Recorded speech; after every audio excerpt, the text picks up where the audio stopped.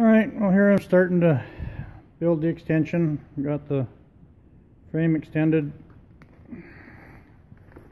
This is the original rear framework that was cut off of, well, the end of the frame.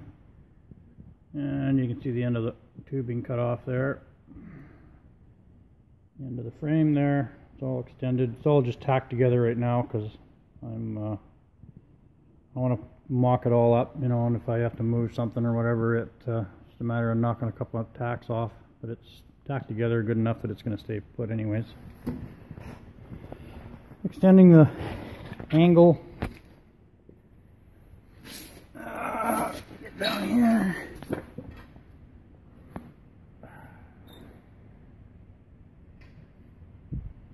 Tied into the original frame there. Those are just, the spacers are just sitting there right now.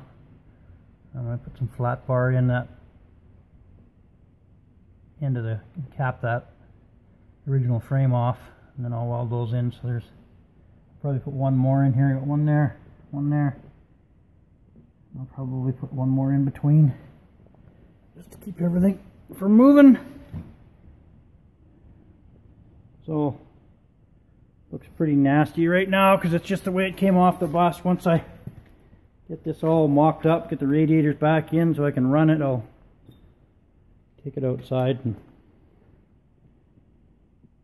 pressure wash it all, maybe sandblast it. I don't know, we'll see. Repaint it all. With all this stainless here, I'll probably have to just wire wheel that all off. It's all in good shape, it's just dirty. So sandblast or wire wheel it, I don't know which. Anyways, it all lined back up really well. That's the original bumper framework. And there's the pieces there that were cut off the back of the frame. If you watch one of the other videos, you'll have seen it before I cut it off, so that's just all extended out. Yeah, so whoops, get this out of the way here. I got angle on the top of that, just like the original, so if I need to slide the motor out, I can just, I'll probably just put jack stands under the back corners here or whatever to support it, and then slide the, you know, and then I can still slide the motor out. So that's why I haven't put any cross members in the center of the frame rails, because they'd be in the way for sliding the motor out. They're all the side stiffening is going to have to be on the outside. Let's put these here, go across, and I'll probably put something to tie that back over to the main frame. That'll make it nice and stiff.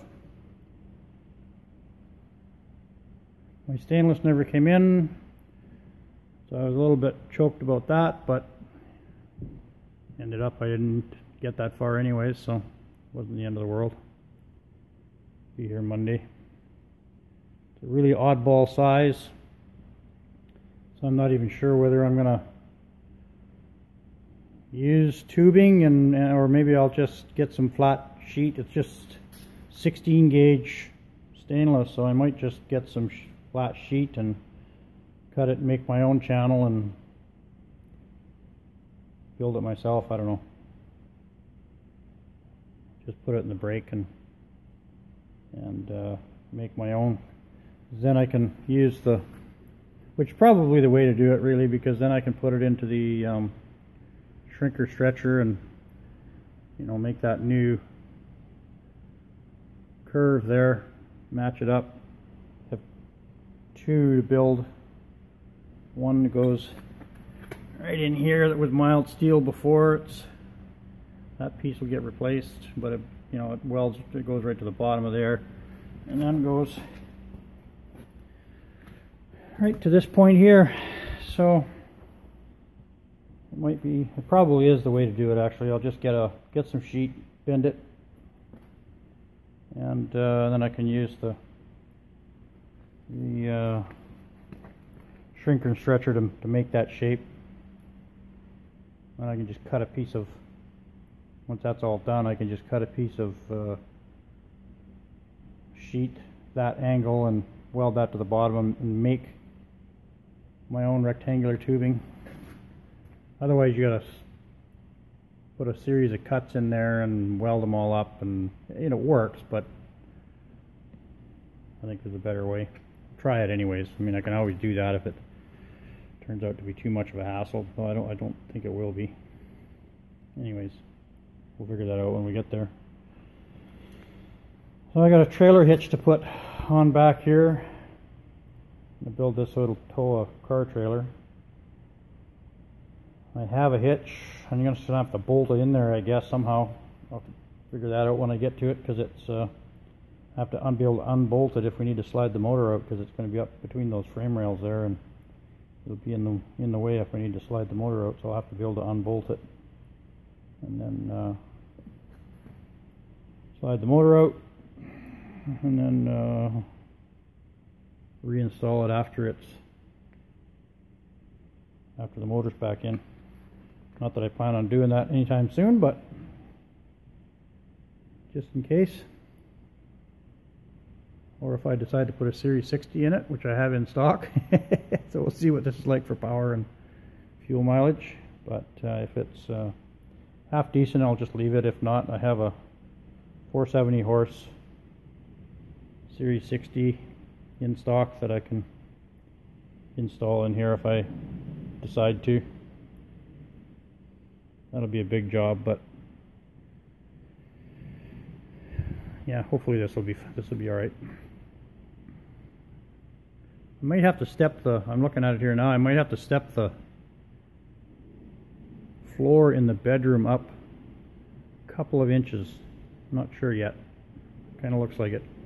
Just to get the coolant lines here turned. You know, if I just use elbows, it's even at that, it's going to be right at about this height here. And the floor, you know, is going to be, well, yeah, it's hard to say. We'll see. Too soon to tell. But I might have to step it up a couple inches. Not that that would be a big deal. I'm going to raise the roof 10 inches anyways, so. Once the weather gets a little bit better, I got to do a huge shop cleanup. This is getting absolutely ridiculous. I can't even move in here.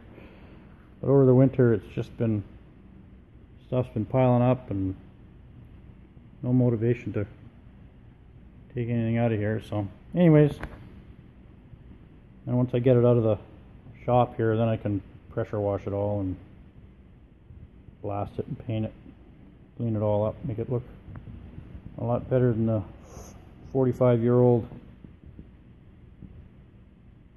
engine compartment that it is. Anyways, guess that's my update for now. Next time.